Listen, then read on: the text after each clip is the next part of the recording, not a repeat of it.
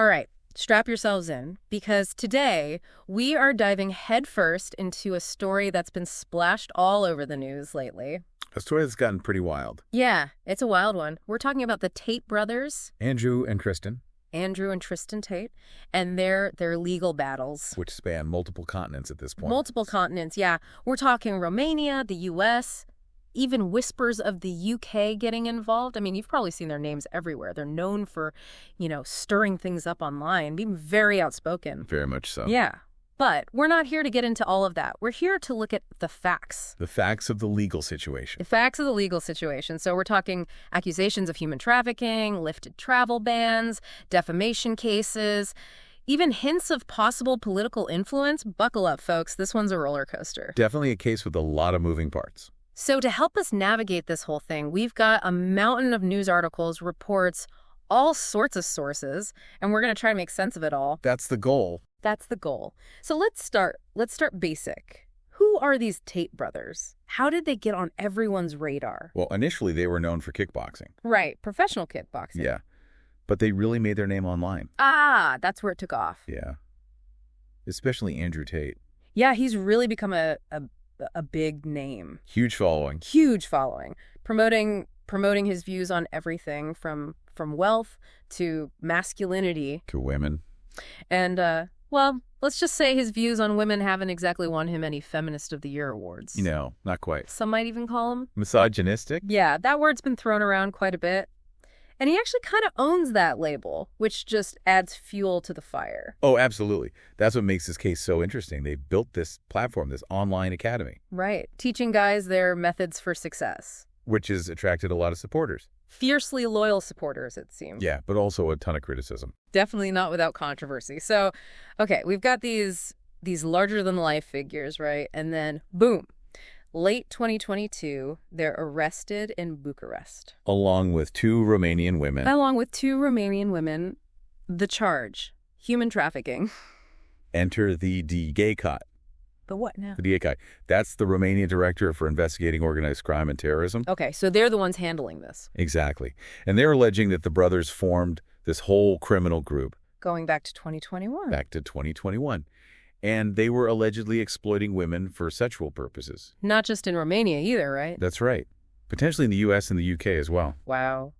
And on top of all that, Andrew's also facing a separate rape charge. Yeah, the allegations are serious. So what happened after the arrest? Well, there was an indictment. But then things got a little tricky. A Bucharest court ruled that the indictment couldn't actually go to trial. What? Why not? There were some issues with the prosecution's handling of the case, some irregularities. Ah, so a bit of a win for the Tate brothers. It was a setback for the prosecution, sure.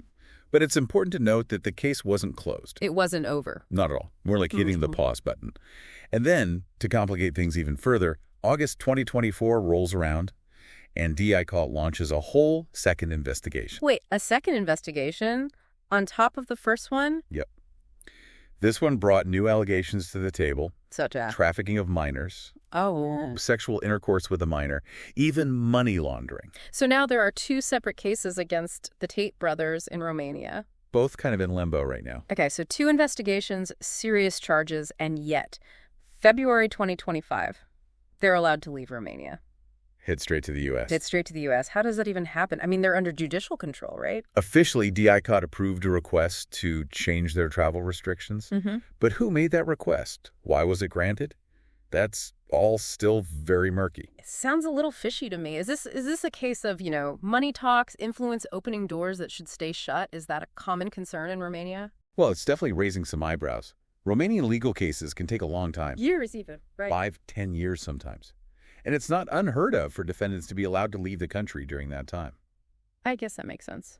But the severity of the charges against the Tates and the lack of transparency around the decision, well, it's fueling speculation. People are wondering if something's not quite right.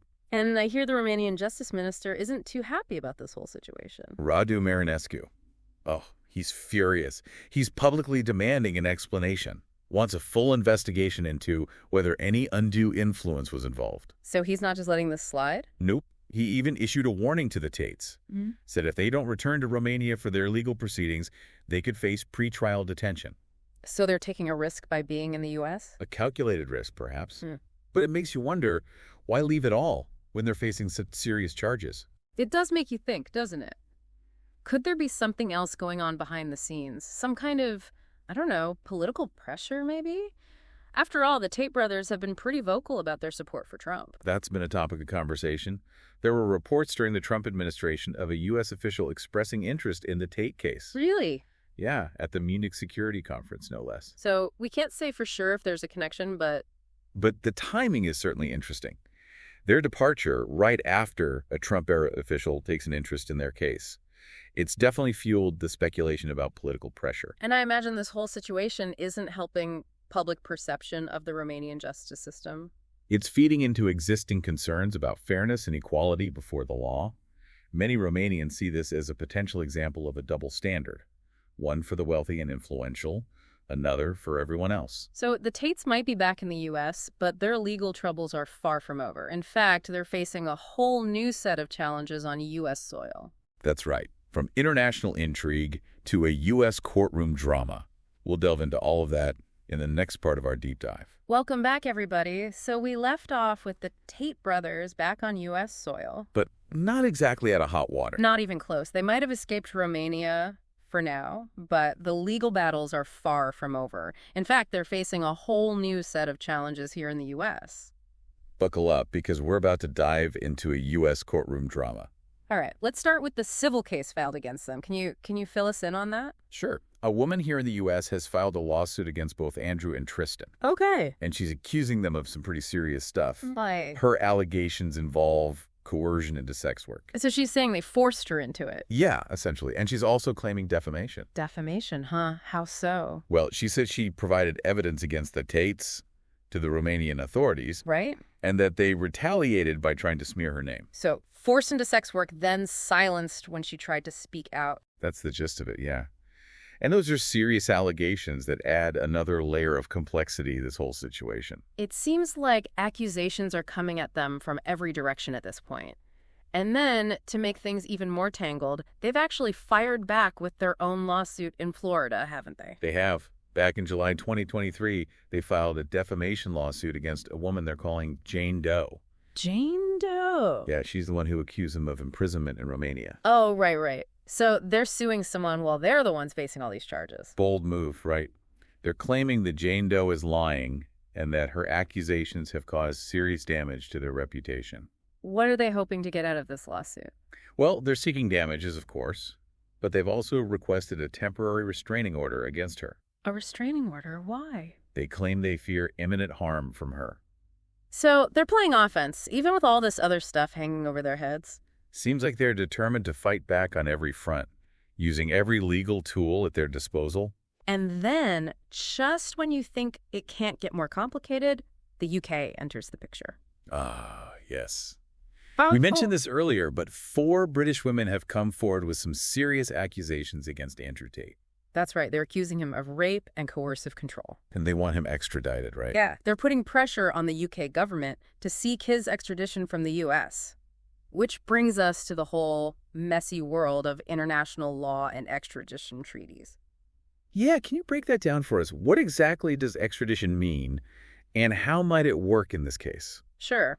Extradition is basically when one country asks another country to hand over a person facing criminal charges. Okay. The U.S. and Romania actually have an extradition treaty. So they can ask Romania to send the Tates back. Exactly. But the UK's request adds a whole new layer of complexity. How so? Well, the UK will probably need to make a formal request for Andrew's extradition. And then it becomes a question of which country has the stronger claim, and whether the U.S. is even willing to extradite him at all, either to Romania or the UK. So it's this whole jurisdictional tug of war. It is. And it could take years to sort out. And through all of this, the Tate brothers and their legal team are adamant that they've done nothing wrong. They're sticking to their story, denying all the accusations. It's a high-stakes legal battle playing out on a global stage, and no one knows how it's going to end. Okay, let me see if I've got this straight. We've got human trafficking charges and investigations still happening in Romania, a civil case and a defamation lawsuit here in the U.S., the possibility of extradition to the U.K. for rape charges, and, of course, that whole mystery surrounding the lifted travel ban. You got it. It's a lot to keep track of. It's a real-life legal thriller, that's for sure. And it's not just about the legal stuff either, right? I mean, the Tate brothers built their empire online. Their fame, their brand, their fortune, it all stems from their online presence. And now, that same online world is watching as this whole thing unfolds. It's a really unique aspect of this case, and honestly, a little bit unsettling. It makes you think about the power these online personalities have. The power to influence, to persuade, maybe even to exploit. Yeah. We talked about the Tates having this massive following. I wonder what all this is doing to them, you know? What do you mean? Well, some of them might be really shaken by these accusations. Right. Maybe starting to question their support for the Tates. But others might dig in even deeper. Really? Yeah. They might see the Tates as victims. Victims of what? Of some kind of conspiracy. Wow. So it's like their whole worldview is being put to the test. It is. The people they admired, the ideas they embraced, it's all being challenged now. And very publicly. And how this whole thing plays out, it could have a huge impact. A ripple effect, you could say, going way beyond the courtroom. Shaping opinions, maybe even sparking a wider conversation about responsibility and online influence. Absolutely. Because this case, it's not just about whether the Tates are guilty or not. It's about the potential impact on the millions of people who've been exposed to their message. It's about the consequences of online influence in the real world. Exactly. So we've gone from kickboxing rings to courtrooms across continents. The Tate brothers' story has been full of twists and turns. And it's not over yet. Not even close. With all these legal battles still raging, it's anyone's guess what happens next. We'll just have to wait and see how it all plays out. This case just keeps getting more and more complex, doesn't it? It really does. I mean, it seems like every time we turn around, there's a new development, a new legal hurdle. It's like a global game of chess. Yeah, and the stakes are incredibly high. Oh, absolutely. For everyone involved. The Tate brothers, their alleged victims, their supporters, even the justice systems of multiple countries. And then you've got this whole other layer, the online dimension, the social media aspect of it all. That's what makes this case so fascinating and honestly a little bit scary. I agree. It really highlights the power of social media, the influence these online personalities can wield. It makes you wonder, what impact this whole saga is having on their followers. Yeah, what's going through their minds as they watch this all unfold. I mean, these are people who looked up to the Tates, who believed in their message. What happens to that belief when the person you idolize is accused of such serious crimes? It's a tough question. Some might feel betrayed, disillusioned. They might start questioning everything they thought they knew about the Tates. Others might stand by them, right? They might see this as some kind of witch hunt, a conspiracy to take down their heroes. Exactly. It's possible that the accusations actually strengthen the belief of some followers. They might see it as proof that the Tates are a threat to the establishment, that they're being targeted for speaking truth to power.